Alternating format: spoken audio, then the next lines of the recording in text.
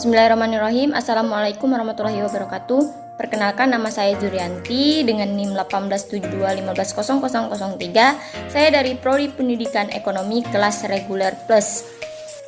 Mata kuliah Ekonomi Pembangunan dan dosen pengampu yaitu Ibu Eka Putri, SPD MPDE. Adapun tujuan saya membuat video pembelajaran ini ialah untuk memenuhi tugas ujian tengah semester. Dan saya adalah mahasiswi semester 2 dari Universitas Pancasakti Bekasi. Adapun materinya yaitu tentang kasus-kasus ekonomi pembangunan. Oke, baik, langsung saja. Di sini saya mengambil kasus tentang dampak pandemi COVID-19 terhadap agenda pembangunan di Indonesia. Menurut diri, masalah pertama pada saat ini yaitu fiskal yang rapuh dan utang yang besar. Bahkan sebelum krisis, pemerintahan di Indonesia cenderung mengejar utang untuk membangun pembangunan yang ada di Indonesia. Dan setelah COVID, pemerintah memutuskan utang setiap tahun sangat tinggi, sekitar 1.225 triliun pada tahun lalu dan lebih tinggi lagi tahun ini. Akan menjadi warisan dan jebakan berbahaya bagi presiden berikutnya. Terus masalah kedua adalah masalah kepemimpinan dan kebijakan yang tidak memadai dalam mengatasi COVID-19. Kepemimpinan diuji saat krisis. Dengan hasil seperti ini, kepemimpinan dalam penanganan COVID jauh dari memadai. Selanjutnya masalah ketiga, Indonesia jatuh menjadi negara menengah bawah karena pertumbuhan rendah. Jika ekonomi terus tumbuh rendah saat ini dan masa mendatang, maka Indonesia potensial masuk ke dalam jebakan kelas menengah, yaitu middle income trap. Selanjutnya yang keempat, ketergantungan ekonomi dan politik terhadap Cina sangat tinggi. Ya, dan Indonesia memahami defisit sangat besar dalam neraca perdagangan dengan Cina.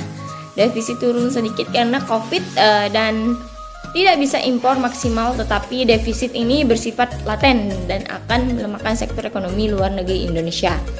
Selanjutnya, nilai tukar rupiah akan selamanya lemah, apalagi dirundung defisit jasa yang juga laten. Selanjutnya yang kelima, Indonesia sekarang secara politik kehilangan prinsip bebas aktif.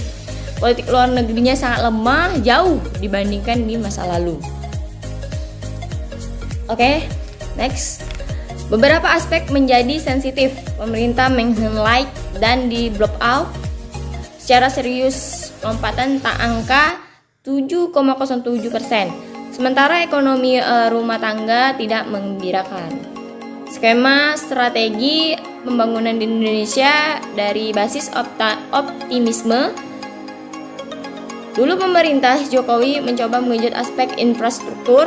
Investasi infrastruktur dilakukan secara cukup eksesif dan diharapkan mampu mengakselerasi.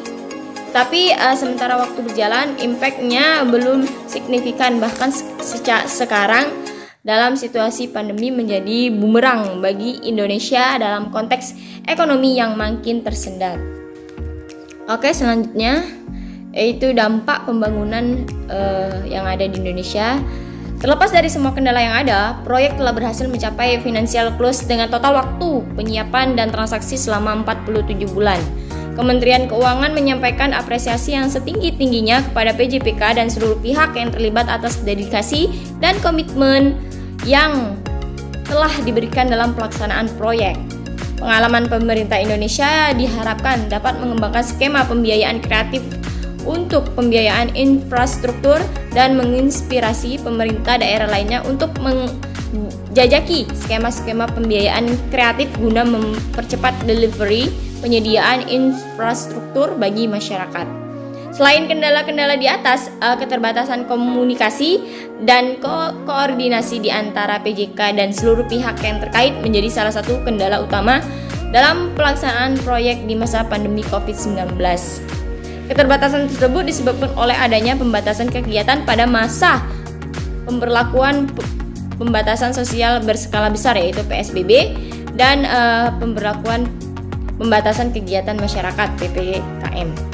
Sebagai salah satu upaya pemerintah Indonesia untuk menekan penularan dan penyebaran virus corona, memerlukan waktu cukup lama untuk menyesuaikan kondisi sebelumnya dengan kondisi baru new normal yang seluruhnya harus dilaksanakan secara online. Semua kendala yang muncul tersebut menyebabkan terjadinya pergeseran jadwal pelaksanaan proyek atau pembangunan yang ada di Indonesia.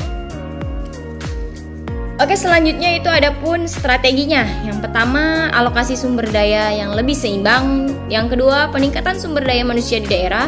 Yang ketiga, yaitu pengembangan kelembagaan dan aparat daerah. Yang keempat, yaitu pelayanan masyarakat yang efisien. Oke, baiklah, dari kasus di atas dapat kita simpulkan bahwa pemerintah Indonesia telah mempersiapkan beberapa strategi utama untuk menjaga pertumbuhan ekonomi. Salah satunya adalah dengan melanjutkan program pemulihan ekonomi nasional yaitu PEN. Anggaran pendapatan belanja negara (APBN) terus diupayakan untuk memenuhi kebutuhan belanja termasuk belanja infrastruktur melalui kebijakan counter cyclical, di mana kebijakan makro fiskal dirumuskan sebagai kebijakan fiskal ekspansif konsolidatif dengan target defisit APBN berada pada kisaran 5,7% terhadap produk domestik bruto. Formulasi kebijakan yang tepat dan antisipasi diharapkan dapat menekan dampak pandemi COVID-19 terhadap sendi-sendi pembangunan Indonesia.